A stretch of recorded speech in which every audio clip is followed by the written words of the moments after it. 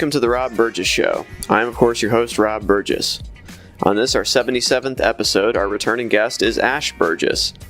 You first heard Ash Burgess on episodes 16, 26, 27, 39, 58, and 63 of the podcast. Ash Burgess has a dusty degree in religious studies, an obsession with pineapples, and an appetite for both high and low culture. She cuts her own hair, bakes her own sourdough bread, and spends most of her time at home with her young son and now young daughter. Sometimes she blogs at burgessbaby.blogspot.com. And now on to the show. Alright, so Ash Burgess, Rob Burgess here. So we meet again. We meet again. Yeah. Once again. Who'd have thunk it? Back for another episode about the Splendor's Bottom. Am I right? Well, I don't remember if it was the first podcast we did, but it was like one of the first ones where we talked about the pleasures of fall. And what did we taste test at that time? Didn't we do some candy corns? I think on the podcast we tasted... I think we tasted the candy corns and also those pumpkin things that are made of candy corn material. Oh, They're called like mallow pumpkins or something like that. That was our first episode, I think, that we had done. Maybe not. I think it was my favorite episode we've done. Yeah, well, good. Because fall's my favorite season, so. Definitely. And you feel like fall has officially begun now. Well, I mean, it's pushing it a little bit, but I'm so ready for the fall that I've decided to just officially call it. Like, honestly, it's kind of hot out today, and all the leaves are still pretty green and, like, clinging to the trees and everything. But I like to think that from here on out, it's just going to become more and more autumnal. Just as, kind of the back-to-school supplies are leaving the stores, and the Halloween and fall things are starting to make their way bit by bit. But speaking of bit by bit, we have here Dogfish Head. I just noticed this is spelled Punkin. Like pumpkin? Does that worry you? A little bit. Pumpkin. I hope it actually tastes like pumpkins. There's a picture of a pumpkin with... what else is on this picture here? There's some... These are pumpkin spices. I think there's some cinnamon sticks, a nutmeg, something that could be a clove, and some kind of seeds. I think that could be a cardamom pod, maybe. It says... The description says... Our fall favorite, full-bodied brown ale is brewed with real pumpkin, brown sugar, allspice, cinnamon, and nutmeg. So, there is supposedly some pumpkin in here. But yes, it is called pumpkin ale. But I think Dogfish Head is usually good, although it's actually been a long time since I've had any. I don't know. But anyway, we thought, just like last time, we tried the candy corn and the, mallow pumpkins. And did we have some of the Indian corn, too? I think we did, because it was chocolate candy corn is what we finally decided about it. A couple different... Yeah. But just as last year we tried those, this year we thought we would try some pumpkin beer, because, where is a discussion about the Splendor's Bottom without a discussion of pumpkin beer? And this year, I'm not secretly pregnant while filming the episode, so we can go for the pumpkin beer this time. We're not on a candy corn only diet. So, all right, let's go for it. Yes. Yum. I like it. Yeah, I think this is not bad. I mean, let me take another sip. Brown ale brewed with pumpkin and spices, and it's 7%. Now, are there rules for tasting beer similar to how you're supposed to taste wine? Like you're smelling it, you're tasting a small amount, you're letting it go to different parts of your tongue? I think it's less rigid. Only because I don't think that there's certain things that matter quite as much with beer. I think with with a brown ale, is it going to be a brown ale? You're not going to be able to see through it. Like, that's part of what you're doing when you're inspecting the wine, is that you're looking for opacity and you're looking for sedimentation. And I guess you would look for sedimentation with beer too, maybe, but at the same time, I don't think there's the same...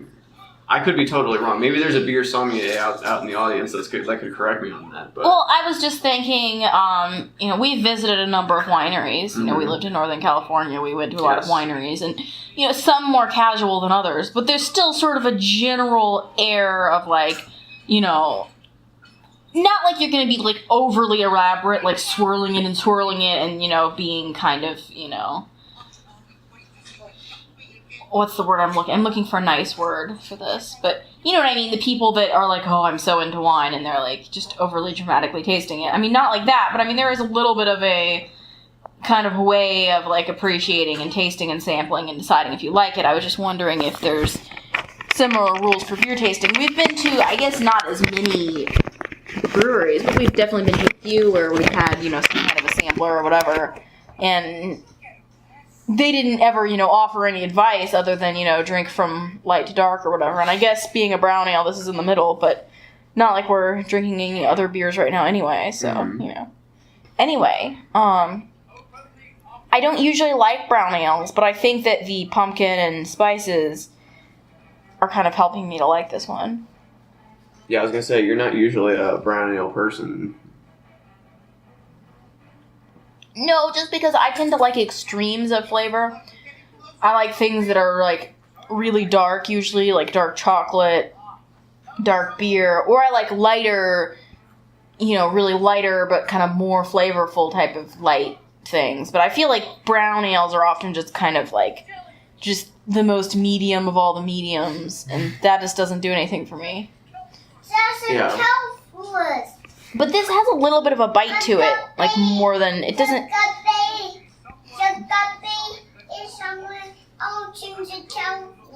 Our son is watching the Octonauts, in case you were wondering that. A really good show, if anyone's interested in underwater exploration. Yes. Being conducted by several cartoon animals, it's, you know. We've also been to a live show of the Octonauts in Indianapolis. Oh, yes. But getting back to what I was saying to describe this pumpkin beer, it has a little more bite to it than I think some brown ales, which I like. And then the pumpkin flavor is rather subtle. Mm-hmm. And the spices are a little bit subtle, too. They're not too subtle. I definitely can tell that they're there. Mm-hmm. But it's not like... A couple years ago, we had a project going where we tested a bunch of different pumpkin beers. And some of them I felt like just were disgustingly strong, like disgustingly intense pumpkin flavor, which is hard for me to explain why that would be disgustingly intense, because I love pumpkin flavor, but it can be overdone in a beer for sure. And I think also the spices can be overdone, and some of the pumpkin beers that we tried almost to me didn't taste like pumpkin at all. They just tasted like a lot of spices, like just like a lot of cinnamon. Yeah. And those I just didn't care for, but this I'm actually really enjoying. I'm glad we decided to go with this one. Mm-hmm. Well, I mean, they know that this is, like, a thing that people will specifically buy, like we did. Like, we specifically purchased this beer because it was a pumpkin beer. So, I mean, even things that are a close approximation of pumpkin beer. Now, granted, this does have pumpkin in it. Yes, so I've had some pumpkin beers that I think maybe didn't. Well, because I think if it just says pumpkin spice... That doesn't necessarily mean there's actual pumpkin flavor. It could just mean that it has, like, the spices that you might find in a pumpkin-flavored thing, like the spices you would put in a pumpkin pie or something. Mm-hmm. So on the topic of pumpkin spice-flavored things and beverages more specifically, I did make my annual trip to Starbucks for a pumpkin-spiced coffee. Mm-hmm. I always just get the coffee with, like, a pump of pumpkin spice in it. I don't get the latte, but it's still the same sort of flavors. And as usual, I was honestly kind of underwhelmed by it. This happens to me every year. I think I get so caught up in the excitement because people are so excited about the pumpkin spice latte. They're, like, waiting to see when it's going to be released, and they're, like, excitedly thinking it could be released maybe sooner than the official release date. Mm-hmm. And then people are, like, Instagramming it and, like, tweeting about it and so excited. I think I just always get kind of caught up in that and think, like, maybe I would like some pumpkin spice, but I don't know, and I love pumpkin flavored things. It's just, I think it's overhyped, honestly. I just, I don't love it. I mean, you've had the pumpkin spice flavor before, yes? Yeah, it's fine. It's fine. I like it okay. Yeah, it's okay. It's just, there's so many other flavors that I like better that I'm always kind of underwhelmed compared to, like, the level of excitement. But I still, even though I know I'm going to feel that way, I still like to try it once a year. Just because I do like being part of that, like, surge of excitement, the beginning of fall, all of that. So this is not actually our first pumpkin beer of the year, because you got that Sam Adams multi-pack. And that had... Of course, there were only 2 of the pumpkin beers in the pack and, like, a bunch of the boring other ones, but that pumpkin beer wasn't bad. I like this one better. That pumpkin beer had a really cool name, though. Was it, like, 20 pounds of pumpkin? Which, to me, kind of sounds like they're trying to imply that they've, like, squashed 20 pounds of pumpkin to make, like, one single beer, and that's, like, how concentrated the pumpkin flavor is. I would definitely not say that's how it tasted, nor would I necessarily want a beer made with 20 pounds of pumpkin. That seems like a lot. But... That's promising a lot of pumpkin. I did think the name was cool, though. Yeah. Absolutely. That was definitely cool. I have heard some rumors about the Dunkin' Donuts pumpkin spice flavor. What was the rumors you heard? Well, just I remember that when people were waiting for Starbucks to be released, I don't know if maybe the Dunkin' Donuts one came out sooner, or maybe some people just were able to get to it faster or something, but I definitely saw some people being like, Dunkin' Donuts has pumpkin spice, but then other people were like, it's not as good, and...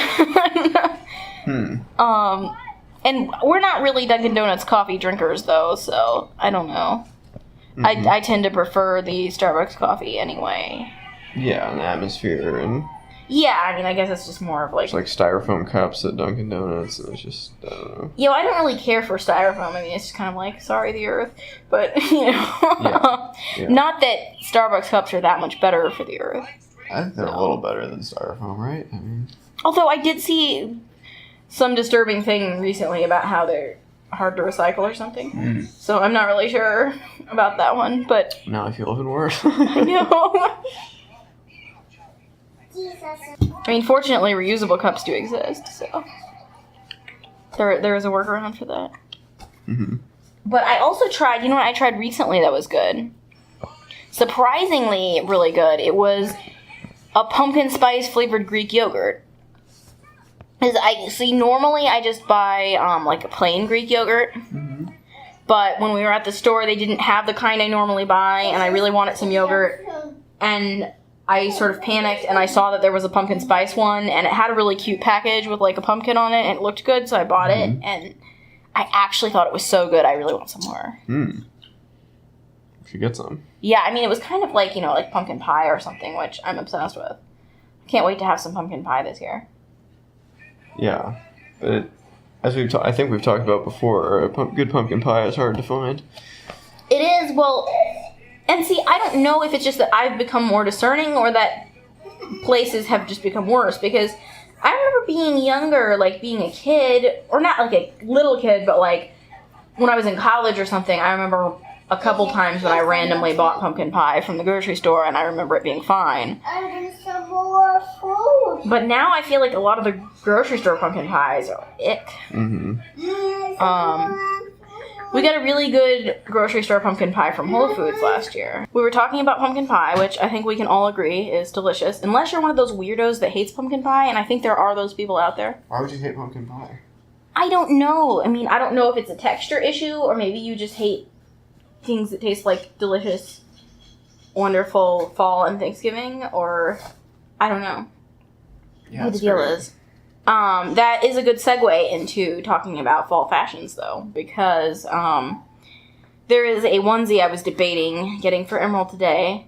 It was, I think, for, like, Thanksgiving. It was a kind of a pumpkin pie colored long sleeve onesie, and it said, "I'm just here for the pie," and it had, like, a little kind of a embroidered whipped cream puff kind of on top of the lettering. And I was kind of debating getting it because, okay, I love pumpkin pie, and it would be really funny for Thanksgiving. Yes. But at the same time, I thought, is that kind of rude? Because it's like, isn't Thanksgiving supposed to be like a time to gather with family and friends and all that? And you're like, I'm just here for the pie. Like, it's funny, but it's also like maybe a little bit rude. And I hate rude children's clothing. Go on. What else? What else do I hate? Or No, not in general. Just like with the children's clothing, rudeness. Like a little girl's shirt that says, like, diva or something, like, kind of, like, in the same vein that you would be like, I'm a brat, or, like, you know, I don't like that kind of thing, or, like, surely you've seen those shirts that say, like, I'm cute, mommy's beautiful, daddy's lucky. Like, sure, that's sort of funny, but isn't that kind of like a slam against the dad, too? Mostly. Yeah, I mean, it's kind of like basically saying, Daddy, you're ugly, ha ha ha, it's a joke. Like, I mean, like... From the makers of birthday cards that say, ha ha, you're gonna die, comes...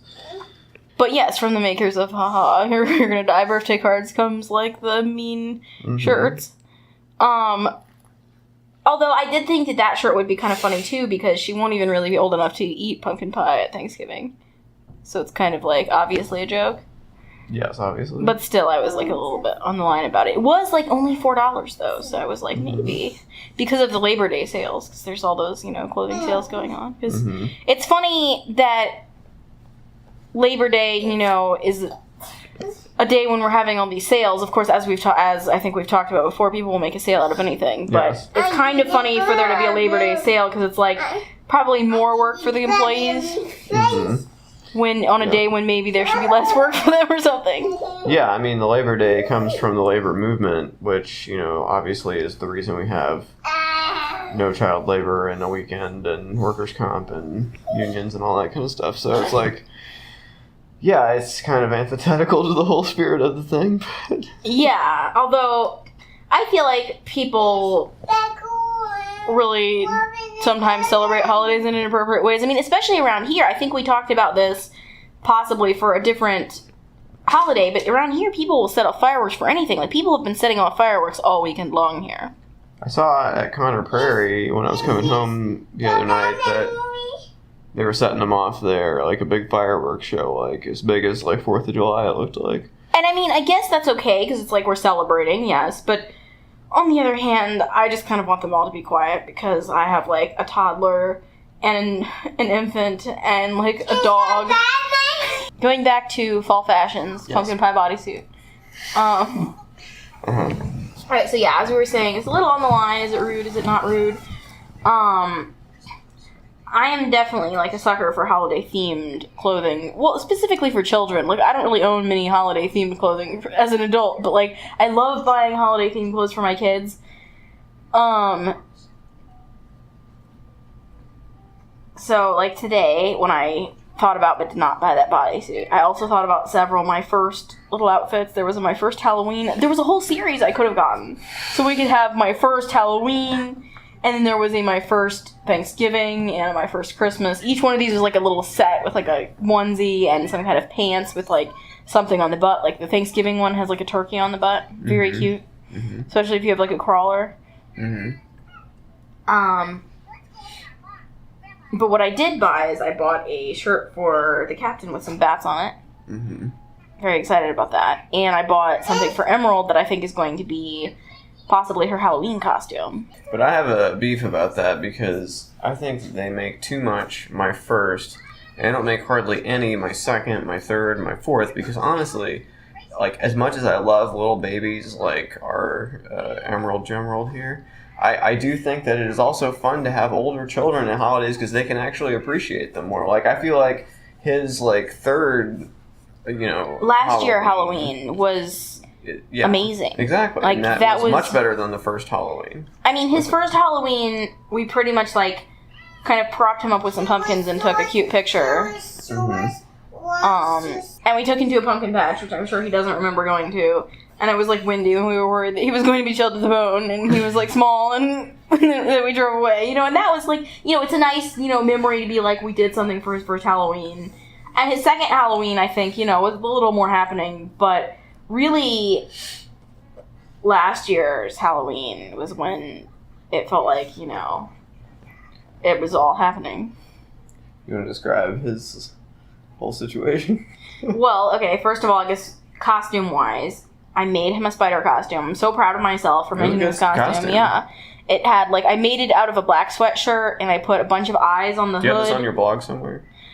I think I do. I have pictures on my blog. Okay. Yeah. There were eyes on the hood, a bunch of big googly eyes, and I made him some extra arms that were attached with strings to his arms so they would kind of move with him, and he loved it. He was having so much fun, and he had one of those classic styles. I debated, what kind of thing he should have to trick-or-treat with, because there's lots of cute options available, but we went with just the classic orange plastic pumpkin. And he was having a ball, just, like, swinging that around. He was saying, candy, oh, candy. Definitely. And, and we told him to wait until we got home, but he definitely snarfled some candy, Definitely snarfled some candy. I sniffled some candy into the bucket. You look away, and then suddenly there's, a Kit Kat in someone's mouth, And then, do you remember when he took all the candies from that one gentleman? There was a gentleman who I don't believe English was his first language, but he went up to his door and we did the whole trick or treat thing, and he came out and he gave him the one piece of candy, but he set the bowl kind of near us. And then he kind of took that as a sign that he should just take more. And the guy, instead of being, and I appreciate this because it could have been an awkward moment where it's your kid, hey kid, your kid is reaching for being so greedy or whatever, more candy than he actually meant to give him. He was because he was so, I assume, so cute. He overwhelmed him with his cuteness, and he was like, "Yes, you've got to sometimes just take things in life." He was very excited about the fact that he was just going for it. Well, and I think that speaks to one of the things that made trick-or-treating so fun. When else do you just kind of go out in a community? We're just in a neighborhood. We didn't live in this neighborhood. No, I mean it was just a neighborhood near us that looked it worked out good. Great. It had sidewalks and everything. Yeah. But when else do you just go from house to house and just encounter people that are just living in their houses and just in good-naturedly people having so much fun? Mm-hmm. And I was impressed by how many people we saw that were having a tailgating type of situation. People in these neighborhoods that have the cul-de-sacs. Mm-hmm. It was everybody in the cul-de-sac would be out there having a bonfire, and there was food and candy and stuff, and they were always inviting us. They're oh, do you want a drink? Do you want to stay for some food? It's just it's kind of nice and a rare time when you can just really get out there and interact with people in such a positive, happy way. That's a good point. Definitely. And you said that you had never been trick-or-treating before. Well, I don't want to say that. I will say that trick-or-treating mainly consisted of going to people's houses that we already knew. And since we lived in the country, we would kind of drive all in a group over to other people's houses who were also in the country. So you went to 6 people's houses that were friends of your parents, and hopefully they were expecting you, otherwise they had to scramble around for some change and a banana or something. Yeah, exactly. Well, I don't want to disparage any of them in case they're listening. Well, no, I'm only thinking of that because I do remember one time, we lived in the country too, and I do remember one time some friends of ours family showed up to randomly trick-or-treat at our house. And, of course, we weren't ready, and my mom was, scrounging around, and I think she did give them, some change and maybe, some fruit from the fruit bowl, and it was kind of sorry, guys. Yeah, definitely. But anyway, that was more what that was, because, when you're rural, you can't really go on the, block to block. But, I mean, where we live now is, a suburban, It's kind of the ultimate suburban area, really. Bedroom community situation. So it's kind of the perfect place for something like trick-or-treating, really. It's nice sidewalks leading to nice houses, not a scary area where you're afraid you're going to be, abducted or whatever. I mean, of course, you always have to be careful wherever you are. Danger lurks everywhere. But still, at least there's nice sidewalks and everything, you feel you can go around. And there's so many families that live here, and I think that's what really helps the atmosphere, is that there's so many families living here that you're out there with tons of other people. Mm-hmm. And that really makes the trick-or-treating so fun too, to see the other costumes. I remember last year, I think my favorite family had a wagon, and we had our wagon with us too, but we just didn't decorate it or anything. Mm-hmm. But this family had decorated their wagon to be the Ghostbuster Mobile. Mm-hmm. Is that the name of the car the Ghostbusters drive? The Ghost... whatever the vehicle that the Ghostbusters drives. I know it was... so I'm embarrassed that I don't know the Was it a hearse or something that they had modified? In the movie, and I believe also in the cartoon. But I didn't know if there was an official name for it. But anyway, the vehicle that the Ghostbusters drive, we all know what it looks like. Yes. Anyway, they had dressed their wagon up as that, and then the mom was dressed as a Ghostbuster, and the little girl was dressed as the big marshmallow man. Mm-hmm. And I thought that was just winning. That was such a winning costume combination. Which I love family costumes, and I don't know if we're gonna do a group costume this year, but one year I'm gonna make this happen for us. Do you want to talk about failed family costumes? Well, it's not really failed. Like a failed kind of failed implies that we like tried to put this together and things went like terribly wrong. We failed to bring it to reality, though. It's more that we think about these things and we haven't actually put it together yet. I have some really good ideas. Oh, it's really good. Do you want any more? I actually do. This is so good. This might be my favorite pumpkin beer. Oh, good. But no, I've always liked the idea. Like, I think the ultimate family costuming group, I would have to say, would be Neil Patrick Harris and his husband and their 2 children. I mean, if anyone's interested, they should just look this up on Google or Instagram or something. They have really killed it in the family group costuming. Of course, they have the resources to really put a situation together. It's harder when you're because usually I feel like we've kind of concentrated our efforts on, the captain and now, both the captain and Emerald, and then usually you and me are kind of just throwing together whatever we can towards the end, Yeah. I'll probably be falling back in my standard fallback witch costume. I already own a lot of black clothing, I just have to get a hat. Mm-hmm. You've often been a vampire. It's very easy just to get some teeth. I also have a widow's peak hairline, so it really helps with the, overall look. Yes, and there are vampires from all walks of life, so you don't even necessarily have to wear any sort of a clothing costume. You can just be a guy from 2017. I'm also very white, so that helps. Sure. Although you do have freckles, which I feel like a vampire wouldn't have freckles, because that's from the sun. Mm. We really need to more powder I think if you had freckles before you were bit, you would be don't you freeze whatever you looked like? That's a good point, yes.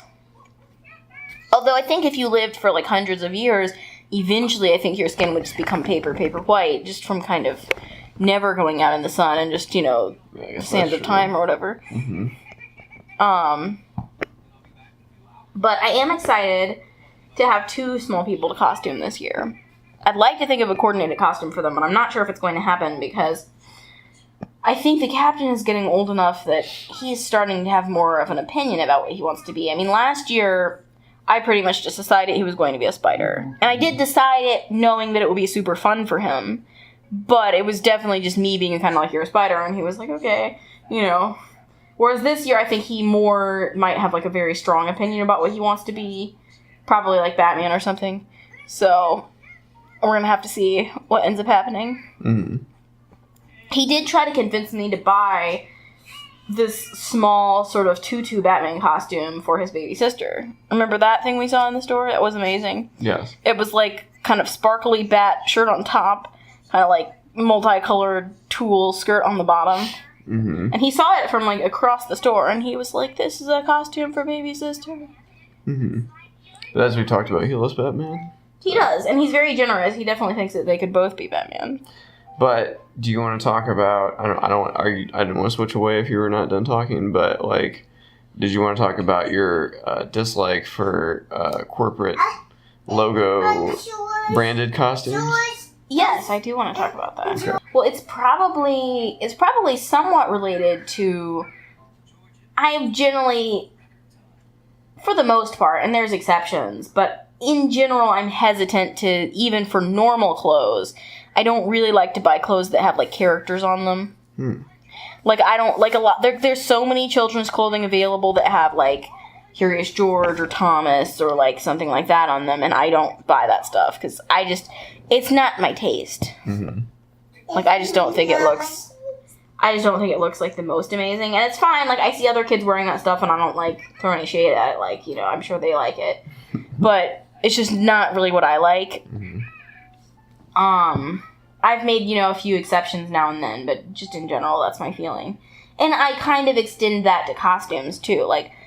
I really prefer Halloween costumes that are not a character. I'd rather it be, or a character from a book or a character where you've constructed the costume. But I don't really just when you buy a costume that's of somebody from your favorite cartoon or something. I have to interject and say that one of my favorite Twitter accounts is Bootleg Stuff, and it's just pictures of cheap knockoffs of actual copyrighted things. And really the richest category of knockoffs for them material-wise is the Halloween costume Oh, industry. I bet. Oh, yeah. Because it's like, picture, obviously, of an Oompa Loompa costume. And the description will say, factory worker. Yes. No, I mean, that's pretty hilarious. It's like just, It's just stuff like that, you know what I mean? Yeah, which, I mean, anyway, I feel like there's... You're walking into a minefield if you're trying to, like, get a Oompa Loompa costume anyway, so you probably should just not, like, come up with a different idea. But no, I mean... But beyond just my taste of not wanting to be, like, a thing from, like, a TV show or something as the costume, I feel like a lot of those Halloween costumes are just very poorly made. And, like, very expensive for, like, the low level of quality. Mm-hmm. Like, I feel like some of those costumes, while technically being made out of cloth, it's like there's a thin line between cloth and just, like, plastic, or even, like, possibly some kind of, like, a paper infused with a little bit of plastic. Like, I feel like it's, like... One of my favorite costumes that we've done, I think it was for his second Halloween for the captain, we did a firefighter costume. Mm-hmm. And I loved that... It's a firefighter costume. Yeah. A firefighter's costume. And I loved that the firefighter hat was something that he could continue using. Like, he still uses it to play dress up. And I still use it to play and dress up. that's right. And so there's so much more use to that costume than just for that one night. Even though it was a great costume. And he had, like... Captain, are you watching Curious George? And the firefighter jacket that we got for him was actually, like, a raincoat. So it was, like, a functioning jacket, not just something that we throw away or that, like, probably rips by the end of the night. So I loved that. Like, I love costumes that are, like, something durable that could either be used as clothing or even just, like, play clothes going on. I don't like these branded costumes, and it's like you're supposed to pay $60 for something that's, like, not even gonna fit your child right, like, on Halloween. And it's definitely not gonna, like, live any longer than Halloween. Mm-hmm. It's like, for one night only, you can kind of feel like the suggestion of a Ninja Turtle or something. Yes. Like, there's that old Jerry Seinfeld bit about the Superman costume, and it's, like, not the super fit. Yeah. Yeah, no, they never fit right, and it's just, I don't like that. I love when part of these costumes is supposed to be human flesh. Oh. You know what I mean? No. Like, they either do, like, an outline on the top of the thing you're wearing, like, of, like, a person. Of, like, muscles. Of, like, muscles or whatever. Or they try to suggest that the entire vinyl thing that you're wearing over your body is actually human flesh, and then it's, like, horrific. Well, I don't remember if this was last Halloween or when this was, but it was somewhat recently. I remember there was some, kind of controversy about a costume that Disney had come out with that was from Moana. And it was the Rock character? Yes, it was the Maui, and I think the problem with it was that he is an ethnic, for lack of a better word, he's, not a white person.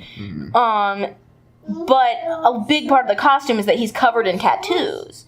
So most of the costume was just sort of this, like, skin suit with tattoos, and so people were kind of feeling that it was, like, maybe teetering too close to blackface, because part of their costume is just the character's skin, and they're, like, maybe a different skin color than the person wearing it, and it was just very on the line, and some people were upset about it, and...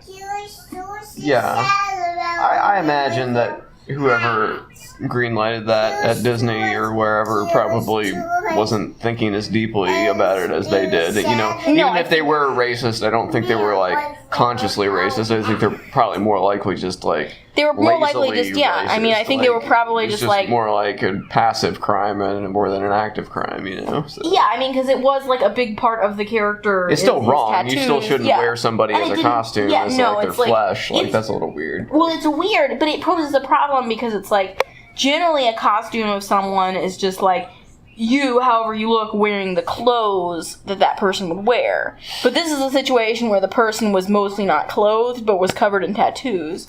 And so, it was probably a costuming fail. It was covered in Captain, tattoos? are you watching Curious George? Yes. So yeah, it was a costuming fail for sure, but, Yes, definitely. Mulan didn't have any, did it? Mulan was so long ago, I don't even know what happened with that. And Mulan has sort of fallen out of favor. You never see Mulan merchandise available anymore. I think, like, it's been retroactively deemed racist or something. Yeah, I mean, I think, well, you know what really should be, like, retroactively deemed racist is that horrible Pocahontas movie. That movie should just be, like, no. Like... But it is unfortunate because I think there is a struggle for people who want to embrace Disney princesses of various colors, and, you know, it's hard when the movies about those ones have some very questionable elements. Yeah. I mean, we're over here just trying to paint with all the colors of the wind, and next thing you know... Next thing you know, it's all gone terribly wrong. Yeah. Well, but I think they never should have made that into a movie, though, because, I mean, the whole story of Pocahontas and John Smith, the actual, what we know about that history is, like, so very dark that it's hard to turn that into a lighthearted film. Wasn't she, like, kind of a low-key slave? I mean, she was, like, 13 or something, yeah, she and, can't like... make decisions for herself at that point. So she was basically, like, an underage slave that was... Yeah, so it's... That would be a time to maybe just take a pass on making a film about that, because it's not going to come out right. Yeah. But anyway, yeah, let's go back to Halloween, though. We've taken a turn. But I do think Pocahontas is kind of a fall movie. It is. I mean, I remember some leaves blowing in the wind in that film. A lot of wind. Maybe, yes. But let's talk about fall movies, because we're starting our fall movie watching. I think we're going to start, either tonight or sometime in the next couple days. Yes. Yes. And I think we've decided that for September, we're going to go for movies that are just sort of a general fall or fall feeling to us. And then October, we concentrate more on really like Halloween / scary. And then November, Thanksgiving, obviously, it kind of, it's kind of pretty much self-explanatory. So I think we decided we're kicking it off with Cruel Intentions. Now, that's kind of a school-related movie, so maybe, I feel like that kind of gives a lot of movies a fall theme by default, because... That back-to-school feeling. The back-to-school feeling is a very fall feeling. Yes, especially for, like, September. It's a very Labor Day. And then you're in a Walmart in Michigan, and you're pulling a gun over some school supplies. School supplies are such a fraught issue, I think. Isn't that interesting? Yes. I never thought about that. Well, I think it's a case... Because people wait for the last minute. They don't think ahead. But they don't have anything at home, and they're like, oh my god. But I also feel like... I'm frankly very irritated when people complain about having to buy school supplies. Like, on the one hand, I understand that it can be a hardship for some families, and I'm not irritated by people that are just legitimately struggling and, like, trying to figure out how they're going to afford the school supplies. I'm irritated by just the general spirit of people who think that public schools should be totally, totally free and resent having to invest in just even a small number of supplies for their children. Yeah, it's really irritating. It's like we are lucky, those of us that live anywhere near a decent school district and who want to send our children to school, we're lucky that we have that available to us. Yeah, exactly. Well, it's the same reason these, like, charter schools or whatever aren't, like, an answer to, like, public schools, because, yeah, they might be good for, like, the kids that go there, but that is not going to be able to serve the mass majority of people. There's a reason we have public schools, is because we can't do that. It's like, yes, it's, like, fun when you can, like, have these schools where it's, like, they get these hands-on activities and they're making, But there should be, like, a good option for just anyone. Yeah. Just so that the general public can have access to, why should only some people get that? A level, like a certain level of education. You should want to make public schools better then, if that's what you're trying to accomplish. No, because, we want our population to be educated. And the way to achieve that is to offer a decent option that, any child can, be welcome to attend. Yeah. Definitely. But yeah, people are crazy about the school supplies. It's like... It is crazy. Just...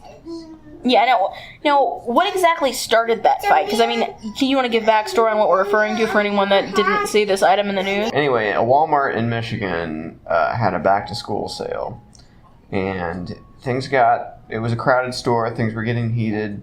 People had, like, long lists they were trying to fill for their classrooms, There was one notebook left on the shelf. One. There was a dispute. Some team members were called in. I don't know if Walmart employees are called team members. I worked at Target in college. That was what we were called, team members. I don't remember. I don't know if Walmart's quite that collegial. It's a little more dog eat dog, I think. Because it was funny because like when what I'm about to describe happened, the Walmart employee closest to the camera just kind of like, whoa, turned to walk the other way. He's like, nope. And I don't blame them for that though, because I mean, if I worked at Walmart, I certainly want to risk my life. I'm not going to risk my life for. I don't want to be the person that was crushed in the mob. You know, I'm not going to be a hero in that case. But anyway, there's one notebook on the shelf. One notebook, two moms. It's an ugly scene. There's words exchanged. Employees have been called. A crowd has formed. And then things just take a turn when a licensed concealed carrier, one of the moms, pulls out and just points at her. And, you know, she draws down on this woman in the middle of Walmart. And that is, I mean, I think we can all agree. She was white, by the way. I'd like to point that out. She didn't get shot. And however you feel about whether people should be concealed carrying at the Walmart or not, I think we can all agree that was an incorrect use of the firearm. I think it was an overreaction. It was an overreaction. Because, first of all, I mean, I don't even know where to begin, but yeah, you're making everybody who doesn't do that in concealed carries look bad because you've done this over school supplies. But yes, people get crazy with the school supplies. Yeah, it's just, you know, back to school and people wait till the last minute and then they panic and then they freak out and then there's a sale. It's like, do you not have a notepad in your house? Or, I mean, I think the issue though is that there are very specific supplies that you have to get for the classroom, and I think that, you know, it's frowned upon if you don't bring the supplies from the list. But there are other stores, like, I'm sure they could have just driven to, like, not the Walmart or something, or just been one of the people that shows up without supplies and is like, sorry. Mm-hmm. Like, you know, I mean, that happens. Mm-hmm. Oh, yeah, definitely. But school supplies, I think, always, there is a sort of an optimistic side to school supplies. Like, I love getting school supplies. Oh my gosh. Just the empty notebooks just waiting to be filled and all, like, the new pens and pencils. Oh, yeah. So exciting. Mm-hmm. Did you have anything else you wanted to say about school supplies? Oh, they're great. Yes, love them. No. But going back to our fall movies. So, yeah, we've got Cruel Intentions.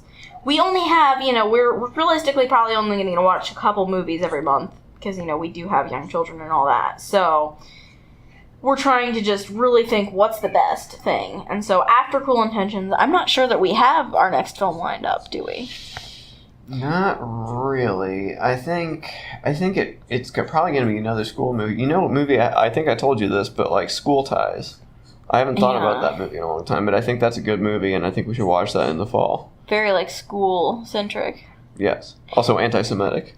Yeah, that was a little... There were some issues going on with that. What is that movie? What's the name? I'm blanking on the name of the movie. I have a movie on VHS. It's like Misha Barton is in it, and it's at a boarding school, and it's about lesbians. I think Piper Perabo is maybe the other lesbian.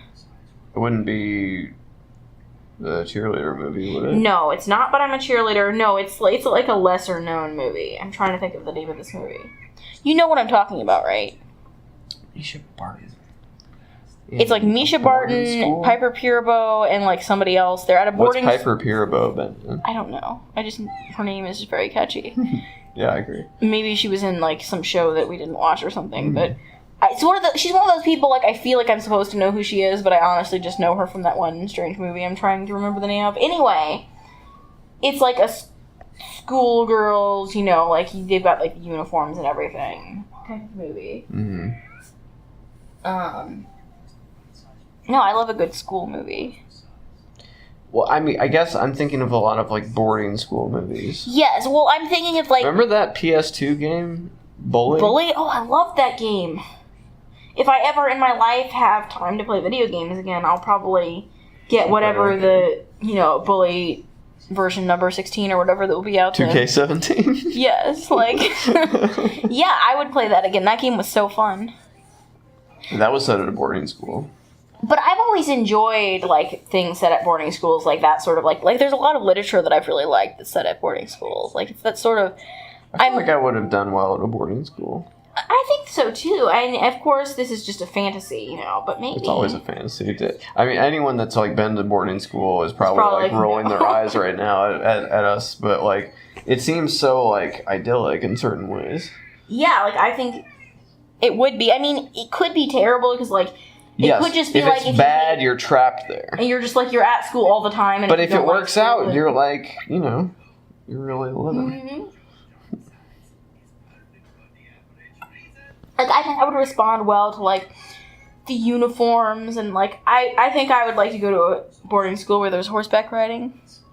That would definitely be part of my boarding school fantasy. Also, in my fantasy, I'm actually good at sports and could be on some kind of like a field hockey team or something.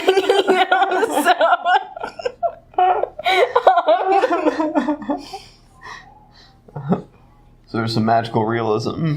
Well, I mean, we're already in a fantasy universe where I'm at boarding school, so why not just keep going? But I like to think that if I'd been going to boarding school for many years, maybe I would be good at different things that I didn't have an opportunity to excel at, in my actual life. Did you ever even try? No, you didn't, probably. I have never played field hockey. How do you I have zero idea even what the rules are. All I know is that you're wearing a skirt, and you're, like, in a field, but somehow there's, like, a hockey puck type of situation going on. Yeah. And you're running and you're hitting things, and it's kind of like lacrosse, but not. I feel like I'm reading Wikipedia right now. This is brilliant. Yes, I think I should write the Wikipedia entry on this, and I should just be like, it's kind of like lacrosse, but not.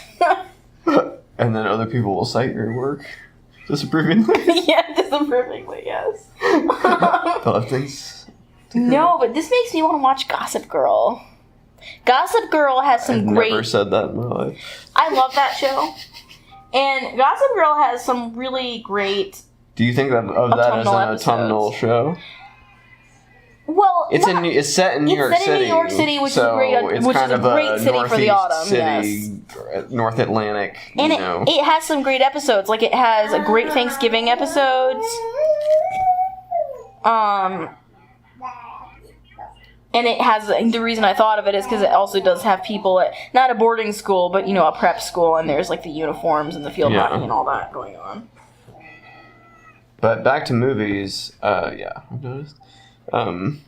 Back to movies, I think Dead Poets Society is another one I think of as a fall movie. And I love that movie. And also, not to leave even the Robin Williams orbit, Good Will Hunting. Oh, of course. Another autumnal movie, I think. I'm looking for something autumnal, but also not so, like, devastating, though. Fall, as you well know, is the most contemplative of seasons. Contemplative, but, like, we can still have fun. I guess those are pretty heavy things, but... They're very heavy.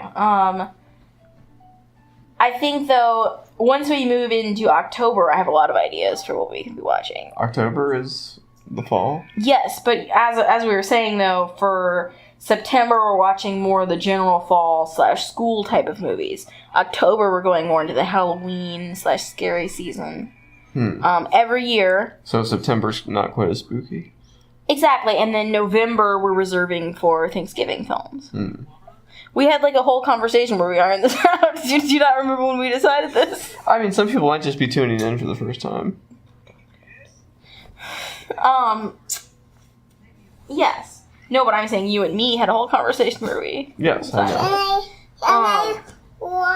But I say certain things in the show for the benefit of the people listening, you realize? Yes.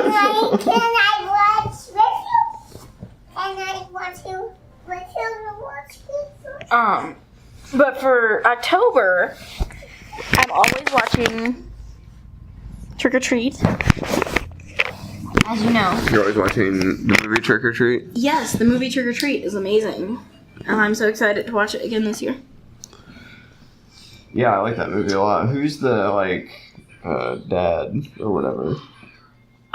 It's one of those actors that's, like, I'm sure he's on one of those lists of, like, that guy. Who's that guy? Like, you know him, but you just don't know what his name is. Character actor. Yes. Anna Paquin's in that. Love her. Trick or Treat is such a good movie. Yeah, I've grown to like it more and more since you've made me watch it. I always like watching the Treehouse of Horror. Yes. Episodes. I always like watching The Craft. Again, something I've never said. There's a perfect bridge, though, between our, like, September school movies and our October Halloween movies. Because What's her name? Neve Campbell? No. It's like Feruzia by a Lake or something like that. She's what? I'm sorry. What butchered her name. Yeah. Where's she from? Okay, so what you're talking about, you're referring to the main girl. Not the main girl in The Craft, but she's one of the witches, and she's kind of... This just is very intense. Like, she has the most distinct face. It's like she has these very distinct eyes, but there's also something really weird about her mouth. She's just a very distinct character, and in The Craft, for anyone who hasn't seen it before, she plays a witch, and she just plays it so perfectly. There keep being rumors that they're going to remake The Craft, but they really better not, because there's no way they could ever cast anyone better than her. Why would you do that? I don't know, and it has Neve Campbell in it, and that was like so of its time to have Neve Campbell be the person in your movie. Mm-hmm. If any time was the time. Yes. Well, what other September movies are there? Well, I mean, honestly, the reason I sort of steered towards October is because I know that there are more September movies out there, and I'm having trouble thinking of them. Solstice? Does that help at all? Are there any Solstice movies that you can, like, recall? No, there are not. But going back to October, a season that's much more rich with things to watch. We're just skipping past the rest of the month? Well, I'm willing to, if any of your listeners want to, like... Is there a way for people to comment on the podcast? Of course. Well, I think we should invite people to comment with suggestions of films that we can watch. Okay. Either for September, October, or November. I'm listening. I'll put something up. And also TV show episodes, too, because, we do enjoy another thing for October. Of course, there's Buffy the Vampire Slayer. And then there's also several episodes of The Office that we always like to watch. Well, TV shows are always an interesting one because there's certain holidays that every TV show does kind of as a rule, only because TV shows in general are on TV for those holidays. And they're generally kind of ramping up. Like, I feel like, especially, it's like your season has just kind of started as the show, and you're trying to, like, even maybe grab some new viewers, and everyone's excited for the holiday. But here's another interesting thing that just occurred to me about Halloween-themed TV shows. Mm-hmm. It is one area where shows will often sometimes, that are normally set very much in just, like, reality or whatever, feel they're able to have, like, a little bit of some sort of magical something happen or, something like that. Like, I've seen several shows where it's, like, the whole show is generally just normal, but then suddenly on the Halloween episode there will, like, be, like, but was there really a ghost or something? Like, you know what I mean? Yeah. It's exciting, though. Yeah. I love seeing what shows can come up with for Halloween. Definitely. I'm saying there's not a lot of July 4th episodes of shows. No, I mean, they're never on the air, and, like, what would you do anyway? Just everyone's going to a July 4th party, oh no. Like, I mean, Halloween, just there's so much more you can do for, sort of a fall. And then Thanksgiving, there's a lot of Thanksgiving TV shows, too. Yes. Like, obviously, there's Friends. They always had their... Too. Well, it's sort of traditional for us to watch all the Thanksgiving episodes. Joey gets the turkey stuck in his head. And see, my favorite Friends Thanksgiving episode is the one where they all talk about, like, their worst Thanksgivings of the past. Mm-hmm. Yeah, that's a good one. I think that is maybe the turkey on the head. Was that Joey's worst Thanksgiving when he got No, I think that was, like, the plot of the entire episode. Okay. Somehow it lasted for 22 minutes. I don't know. No, but I like all the worst Thanksgivings because you get, like, the flashback to, Monica and Chandler at, like, a different time, and of course Phoebe's is just, like, set in, like, actually a different time period, and just, and there are some good Thanksgiving movies to watch too. Mm-hmm. And the Thanksgiving foods, I have to say that even though I love being pregnant, I'm really excited to not be pregnant this fall. It is exciting. I mean, it's different for you because I feel like, a couple of the last falls, you have been pregnant. And, okay, like, the thing is that I feel like in the fall there's a lot of, like, eating and drinking. And sometimes being pregnant compromises both of those things. Secretly pregnant, too. Do you want to talk about that? Yes, well, okay, last year... Talk about being secretly pregnant in the fall. Well, I mean, secretly implies that it was like... The eatingest, drinkingest... Yes, okay. Time of year. Last year, I mean, I got pregnant, like, kind of at the very end of summer. Mm-hmm. So I was still in my first trimester, and we weren't really wanting to tell people yet. Through... And Halloween, since we didn't go to any, like, wild adult Halloween parties or anything, that was, like, easy enough to, like, no one's, none the wiser. But when it comes into, like, the Thanksgiving season, there's a lot of family events where there's a lot of eating, and generally there's drinking, too. And I was, not really trying to have alcoholic beverages, and also feeling kind of queasy and not really wanting to eat as much as I normally might, or of, like, the same foods that I normally would. And so, not only was it, it's a little bit, like, to me, a little bit sad, because there's certain, foods and beverages that I look forward to having for Thanksgiving, but also, I felt more self-conscious about trying to, not wanting people to know that I was pregnant, but also, thinking, like, they're obviously probably suspicious because, like, at, like, a family Thanksgiving gathering, normally I would say yes if, like, somebody offered me, like, a glass of wine or something, so it's, like, finding creative excuses to, like, be like, oh, no, I'll just, maybe later. Mm-hmm. Yeah, definitely. But, yes, because, it is, like, pretty much the eatingest, drinkingest time of year, mm-hmm. So when you're, like, nauseous and, like, not trying to drink a bunch of alcohol, it kind of, cuts down on things a little bit. So I'm kind of excited to experience that side of the season this year that last year I wasn't really able to fully embrace. Oh, absolutely. What else did you want to talk about? Well, what else about fall? There's so much to say. Ooh, you know what else I'm excited for this fall? Tell me. I have signed up for the FabFitFun subscription box. Talk about that.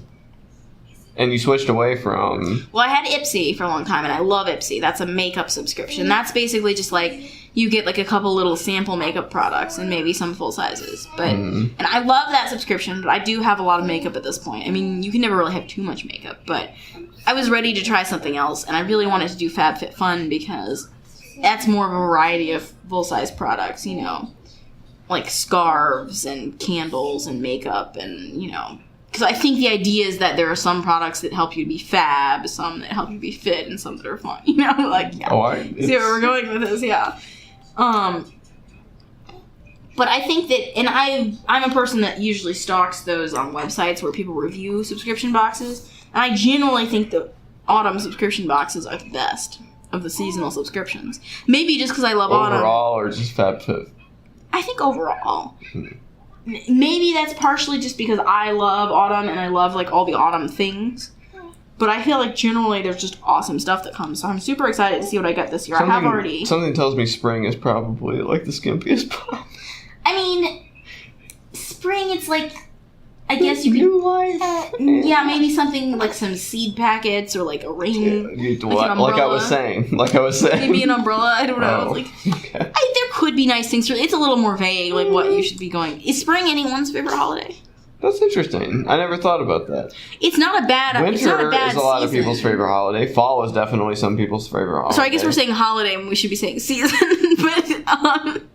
Well, but as we've talked about before, every season has one major holiday. Yes, and spring... Well, I think the spring holiday... Easter. Yes, but I'm saying the spring holiday is kind of more... It's more spiritual. Even though you could say that Christmas, for example, is very spiritual. I think Easter is much more... to Christians... To actual Christians. I'm not talking about people that are like, the war on Christmas. I'm talking about people that are like actual Christians. Actual Christians deal with Easter way more than Christmas. Yes, but I'm saying that makes it sort of less... I'm not trying to say it's less fun, but I mean, as an adult, Easter is not quite as exciting. Like, I think there are things to be super excited about, for example, for Christmas, when you're an adult. Mm-hmm. But, like... Easter, as far as, like, the fun aspect of, like, Easter egg hunting and Easter baskets, that's more for the kids, and most of the adult part of Easter is really more about, like, somber reflection and, like, you're happy and everything, but, like, it's not such like a fun holiday. Like, there's not like a lot of like fun, like, you know, how there's not. Okay, here's what I'm trying to get at.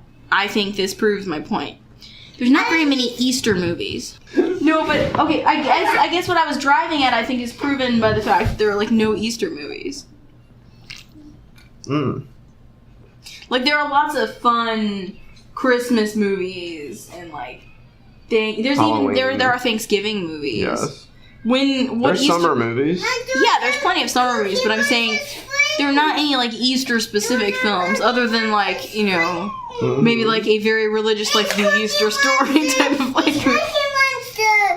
Okay, now my mom claims that now, this is one of those things where after the fact someone claims that they knew something and, like, I have my doubts. But anyway, she claims that she knew that someone must be pregnant last Thanksgiving because we weren't, at the Thanksgiving thing that we had with her, we weren't serving any alcohol.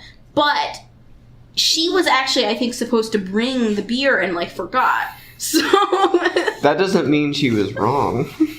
But of course now she would say that she didn't forget, she just knew it shouldn't be there or something. But I tried to tell her, like, even if someone was pregnant, it's not like just because one person's pregnant, they would be like, I demand that no one can have any drinks. Right. You know what I mean? But she still claims that somehow she knew. Yeah, I mean, it doesn't hurt. Oh, it's back on. I mean, it doesn't hurt her case that there was no alcohol there and somebody was pregnant. Although, apparently we weren't hiding this very well, though, because I guess my sister's boyfriend also guessed that I was pregnant. Not because of the alcohol. Why? Just because he said my boobs were huge. Oh. Well, he told Opal, and see, the thing is that I had told Opal that I was pregnant, but I sort of assumed that she would tell him just, you know, in the significant other loophole. Do you want to explain the significant other loophole for the uninitiated? The significant other loophole is just that if I tell someone something, I generally assume, even if it's like something that's like somewhat private, that they might tell their significant other. You know what I mean? So I generally wouldn't tell someone something that I wasn't theoretically comfortable with them telling their significant other. Yeah. So anyway, I assumed that she would like have told him that I was pregnant. But I guess she hadn't, because I guess she was not aware of the significant other loophole. So anyway. But anyway, I guess apparently after Thanksgiving, he was like, I think your sister's pregnant again. And she was like, oh, maybe. Like, that is funny. Yeah. But yeah, so apparently we weren't hiding it too well. Yeah. But we were still not able to experience all the splendors of Thanksgiving, so I'm excited to, this year, not be nauseous and also to, you know, partake of some Thanksgiving drinks. Are there any actual Thanksgiving-specific drinks? I don't think there are. Hot toddy. Isn't that more for, like, if you've fallen ill or something? A lot of people fall ill in the fall. It's a prime season for it. I guess I just always think of, like, having a glass of wine while I eat, like, my turkey dinner or something. Red wine. Or white wine to, like, go with the turkey. Yeah. I think white wine is more what's supposed to go with the turkey. Birds, yeah. Sure. Yeah. I feel like I've had red wine at a Thanksgiving thing before. I mean, I think usually if you're having a Thanksgiving thing, you would probably offer both kinds of wine. If you're having a thing. Yeah, you should offer both kinds of wine because, I mean, let's face it, red wine is better than white wine and people might want to drink it, but... Yeah. That's not always true. I appreciate white wine. I just think if I had to choose, like, I could have one last glass of wine, it would definitely be red. You're about to be blindfolded. Red or white, Ash. Make your choice. I'm just saying. Such a hard situation. Although I do think when it comes to very cheap wine, in the kind of lower tier of wines, you can find some surprisingly drinkable white wines, whereas in that same tier of wines, often their red friends are not so good. Part of that might be, though, because the white wine is chilled. And I think sometimes when you heavily chill something, that probably, like, makes it more drinkable. It deads a lot of the more offensive flavors. Yes, whereas some of the very low-tier red wines might just have some off flavors that cannot be hidden at room temperature. No. Mm-mm. So tell me, Rob, since I'm going to turn the tables on you now, what is your favorite part of fall? Cold. Now that I'm an adult, my favorite part of fall is that I get to see our children experience the splendors of the season. Well, I remember last year you said that Halloween was, like, that was the best Halloween you'd ever had. And that was, it was amazing. Like, just watching our son just having so much fun. Well, he loves Halloween. And that is, I mean, I think one of the advantages of having children is that you get to, like, kind of, it renews all the seasons for you. Like, things that had become kind of old hat for you, suddenly you see them through someone else's eyes and and also you get to be the one that's making the season be so good for them. Like, not only did we kind of get to see it through his enjoyment of it, but we also got to be the people that were, like, making it be that enjoyable for him. Mm-hmm. And that was really nice. Yeah. But, yeah, he just took to it like a fish into water, so... And he remembers now. Like, he totally remembers last year, and he's very psyched for this year. So, And I'm excited to dress Emerald up. Although, I feel like with a baby, I mean, like, she's so young, you know, she's not going to be, like, I think even sitting up at that point yet. So, I mean, she's kind of soft and floppy, so we're pretty much just, you know, trying to put together a soft and floppy costume for her to, like, you know, be comfortable in. Yeah. But it will be cute, hopefully. Do you want to talk about the specifics? Well, I think we decided she's going to be a little black cat, didn't we? Yes. I was a little bit annoyed, though, with how much, like... Because, I mean, I'm shopping in the girls' section of the, like, children's clothing stores for the first time. And the thing is, it's always greener on the other side. Because, whenever I only had a boy, I would sometimes, look at the girls' section and be like, there's so many cute things over there. Turn away. Mm-hmm. Because at that point, you don't know if you're ever going to be shopping in that side of the store. But now that I'm shopping in that side of the store, there are some grievances that I have. Like what? Well, like, with the Halloween things, so many of the little girls' Halloween things are cat-themed. And that's, like, sort of okay, because, I mean, sure, we like cats, but, like, on the other hand, I don't like cats so much that I want her to wear a cat-specific themed Halloween item every day. I would like more variety. Like, for example, at Baby Gap, they have a 3-pack of Halloween bodysuits, but 2 of the 3 suits are cat-themed. And then the other one just had, like, some, like, semi-spooky eyeballs on it or something. And I was just kind of not so sure how I felt about that. Like, I'm like, I don't really need her to be, like, a cat every day, just, like, sometimes. Mm-hmm. But, like, there's so many cat things. And I'd like to see just a few more, like, cute but pretty monsters. I don't know.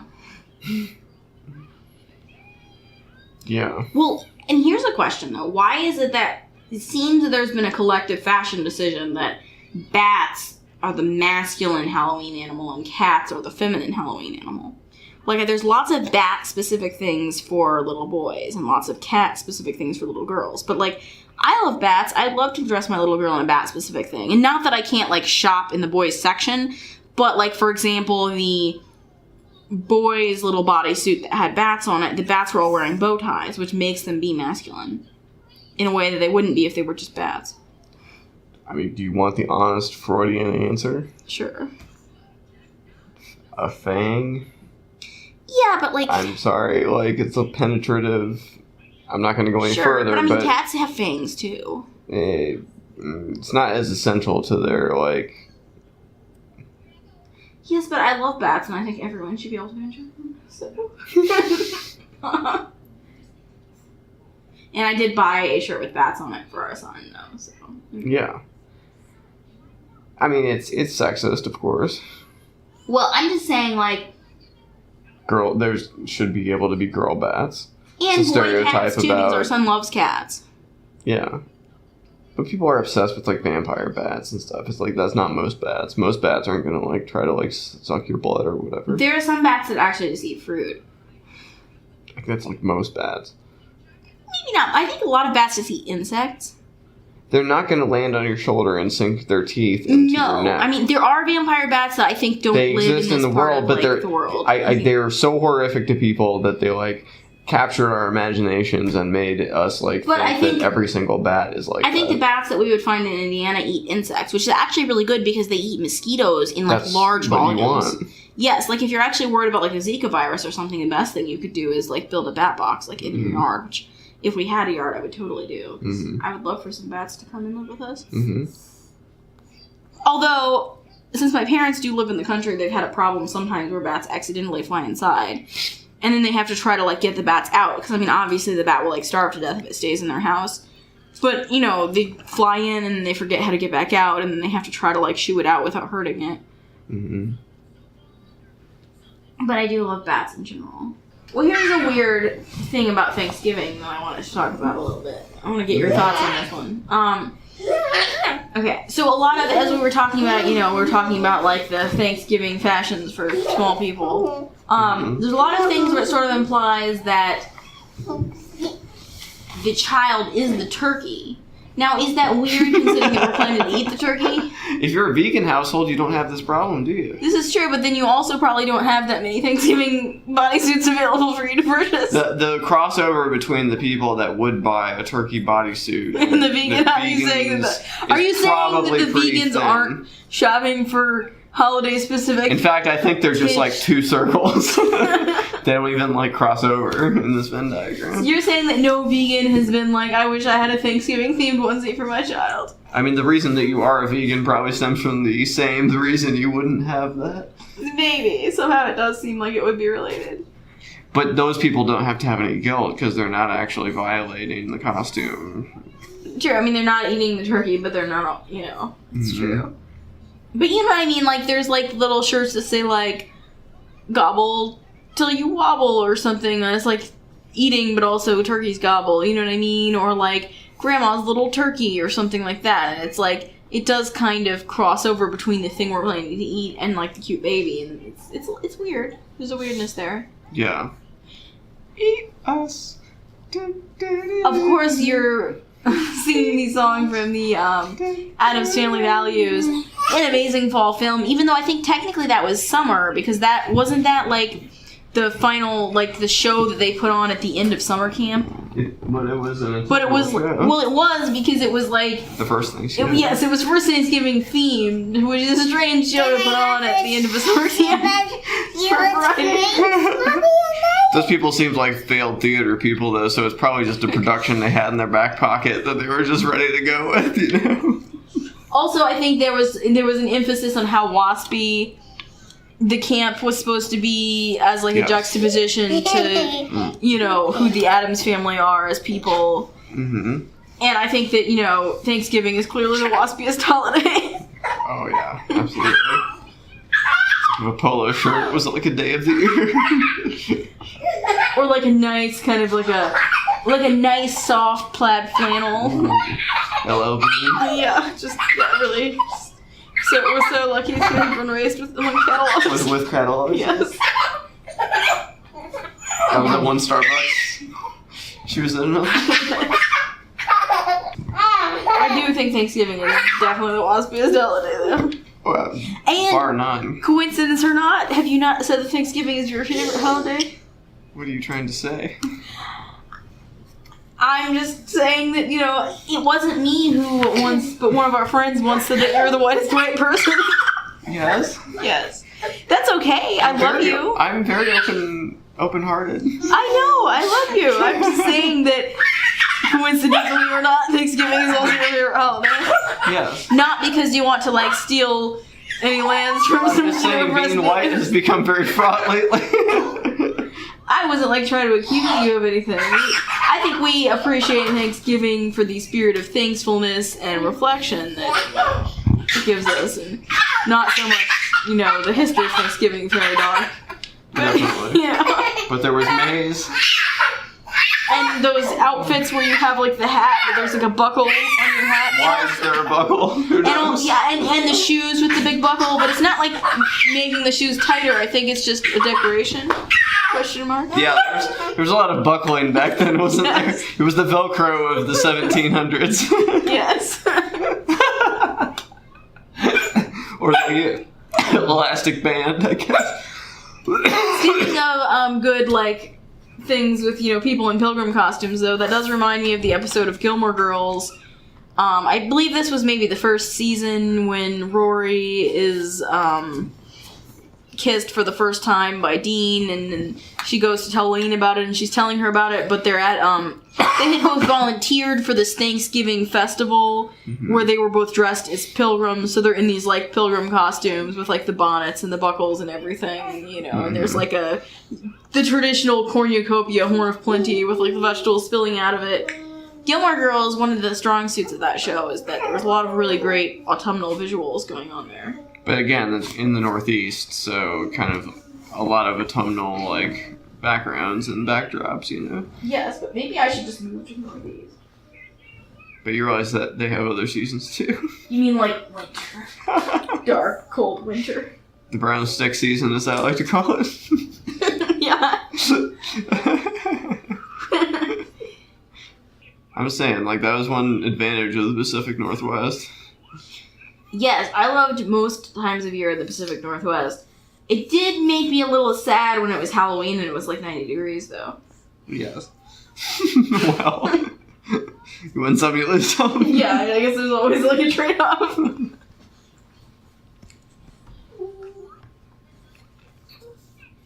Is there anything else fall related you want to talk about? I feel like there's so much, and yet I'm kind of like, I think we're winding down, maybe, unless there's something you can think of. No. Is there something autumnal that we've never done before that we could, like, do this year? Attend a seance! No. And then Rob and Ash were never seen again because their lives had turned into the plot of a horror movie. Yeah, right? They broke into an old mental hospital. Yes. That's one thing I've never understood. You know how people will, like, for fun, like, tourism, like, go to somewhere where there's, like, an old mental hospital and, like, drive by and be like, look, so many people were miserably tortured here. Like, I've never gotten the fun of that. Like, I feel like there's got to be just a bad feeling in the air. It's very morbid, yeah, I mean... It's like, people legitimately were probably having a terrible time there and, like, horrible things happened. Well, I think the idea is if your, like, life had such a, like, a intense, like, experience... You leave an imprint on the... going to leave an echo in the place that you... That's the pseudoscience way of saying that, like, certain places were haunted. But I just feel like it seems belittling. It just seems to me belittling to the people that actually had to experience living in those conditions to go there for, like, a fun tourism kind of day. It's like a post-mortem freak show, you know? It's like... Yeah, I don't know. It just, to me, I've never liked the idea of doing that. I mean, what are you hoping to get out of this, really? I mean... vicariously getting enjoyment out of someone else's, like, real life pain while they were alive, you know, it's like... Yeah, I don't know, I feel bad about that. Yeah. But haunted houses are, you know, what do you think about those?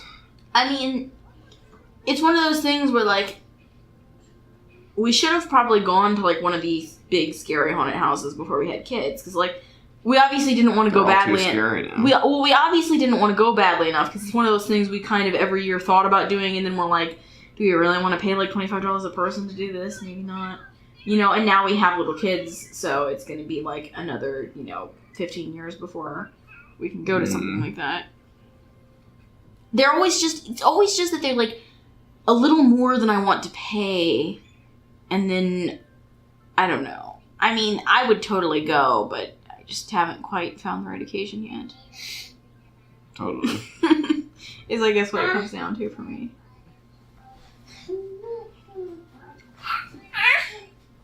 I think the Children's Museum here has a good haunted house, but I think it might be too scary for our guys still. I think we need to go wait a couple more years. Definitely. There's some pretty big ones in Indy, I think. I've seen it on Teen Mom 2.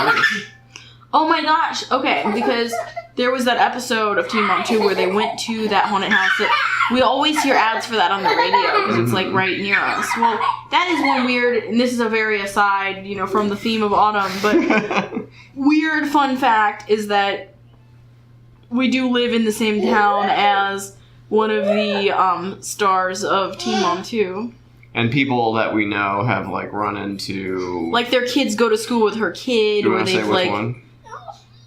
I think people can figure it out. Yeah. Or, the people will be shopping and they'll see her or something. And Yeah. Or sometimes even we've even watched, mini episodes where whenever she goes somewhere in her community, she's gone to that's where that is. Yeah, or she's gone to a restaurant that we have eaten in. Yeah. Or she'll be shopping at a boutique that we've driven by and not gone inside of. And we're oh, okay.